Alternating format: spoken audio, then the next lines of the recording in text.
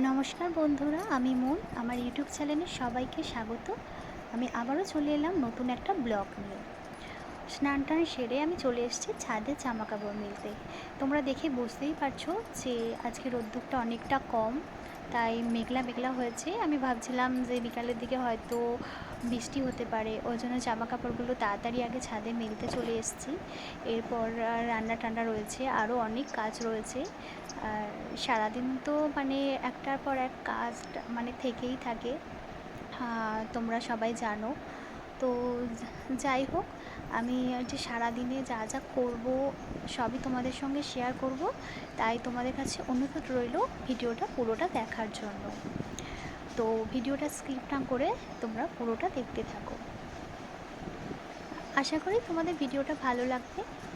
আর যদি ভিডিওটা ভালো লাগে অবশ্যই আমাকে কমেন্টে জানাবে। এরপর দেখো আমি চলে এসেছি ফুল তুলতে, কারণ পুজো দেবার জন্য। তোমরা জানোই যে পূজার জন্য ফুল না দিলে ঠিক ভালো লাগে না।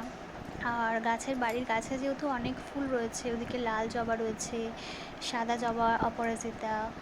আর আজকে যেহেতু সোমবার, আমি শিব ঠাকুরের পূজা দিই, সেজন্য অপরাজিতা ফুল তুলছি, কারণ বাবার খুব পছন্দের ফুল এটা।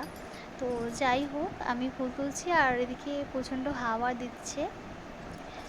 আর ফুল টুল তুলে আমি তাই জন্য ভাবলাম যে ওপরটা রেখে দিই, আর ওপরটা রেখে দিয়েছি, কিন্তু হাওয়া এত দিচ্ছে, দেখো ফুলগুলো উড়ে চলে যাচ্ছে। আমি ওই জন্য ফুলগুলো হাতে তুলে নিলাম। তো ফুল তুলে নিয়ে তারপর ঠাকুরের কাছে পূজা দেব। আর গাছপালাগুলো দেখতে ভীষণ সুন্দর লাগছে, চারিদিকটা সবুজ, তো আর সবুজটা এমনি দেখতে খুব সুন্দর লাগে। তো মন্দিরে আমি উঠে ঠাকুরের পূজা দেব। দেখো তুলসী মন্দিরে আমি জল ঢালছি ঠাকুরকে। তো জল টল দেবার পর তারপরে আমি ফুল দেব। এবার আমি ঘরের ঠাকুরের কাছে ফুল দিতে চলে এসেছি। দেখো জবা ফুল তুলেছি, ঠাকুরকে দিচ্ছি। বেশি ঠাকুর নেই, কারণ এখনও পুরো ভালোভাবে রাখা হয়নি। সব কিছু তৈরি হয়ে যাওয়ার পর ভালোভাবে ঠাকুর সাজানো হবে। যাই হোক, পুজো তো করতে হয়, সেজন্য ঠাকুরটা কোনোভাবে একটু রেখে যাক আমি পুজোটা দিচ্ছি। এরপর রান্না টান্না রয়েছে, আরও বাকি অনেক কাজ রয়েছে, ওই জন্য পুজোটা তাড়াতাড়ি সেরে নিচ্ছি। আর ঠাকুরকে খেতে দিচ্ছি। দিয়ে দেখো আমি একদম রান্নাঘরে চলে এসেছি সোজা। ভাতটা বসিয়েছি, ভাতটা হয়ে গেলে একে একে রান্না হবে। এখানে আলু উচ্ছে কুটে রেখেছি, ভাজা হবে।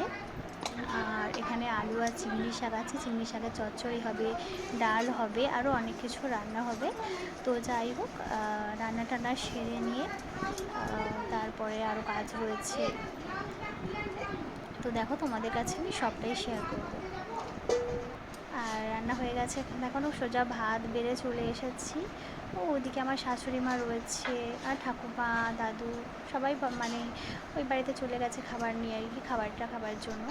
আর আমি খাবারটাও হয়ে গেলে এবারে বাসন মাজতে চলে এসেছি। দেখো ঘাটের মধ্যে বসে বাসন মাজছি। আর বাসন টাসন মাজা হয়ে গেলে তারপরে ঘরে গিয়ে একটু রেস্ট নেব। আর বিকালে তারপরে অনেক কাজ রয়েছে। আর পুকুরের ধারটা বেশ ঠান্ডা ঠান্ডা, বুঝতে আমার ভীষণই ভালো লাগছিল। আর রোদ্দুর উঠেছে হালকা, অতটাও ভালো রোদ আজকে নেই।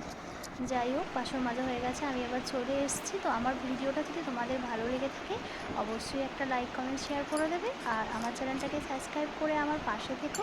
দেখা হচ্ছে নেক্সট কোনো ব্লগে। চলো বন্ধুরা, আজকের মতো টাটা।